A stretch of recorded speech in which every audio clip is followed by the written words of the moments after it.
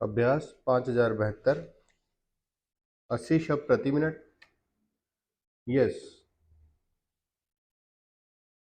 महोदय, कॉमा, हमारा जो संविधान तैयार हुआ है, कॉमा, उसमें भी इस बात का प्रयास किया गया है कि देश में लोकतंत्र पूरी तरह से लागू किया जाए और जनता को लोकतंत्र की सारी सुख सुविधा मिल सके। विराम। सबसे पहले मैं आपको इस बात के लिए धन्यवाद देना चाहता हूँ कि आपने मुझे इस सम्मेलन में कुछ कहने का अवसर दिया है। विराम। आपके सामने जो विषय आएंगे वो इतने महत्व के हैं कि प्रत्येक हिंदुस्तानी, चाहे वह किसी भी काम में लगा हो, उन पर कुछ न कुछ ध्यान अवश्य देता होगा। विराम।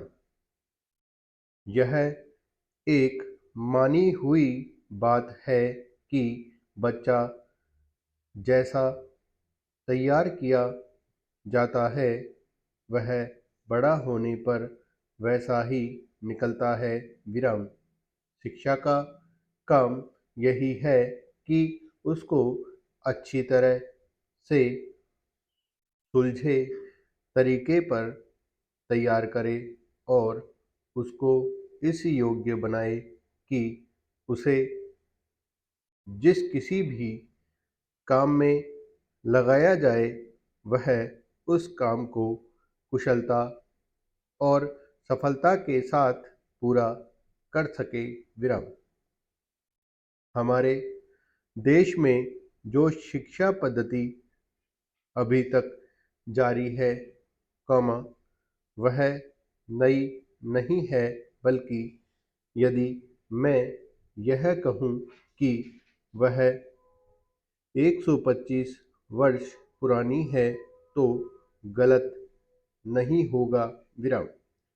125 वर्ष पहले जिस उद्देश्य को सामने रखकर यह शिक्षा पद्धति जारी की गई थी, कॉमा, वह उद्देश्य अब नहीं रहा, पर शिक्षा पद्धति अब तक लगभग वही है।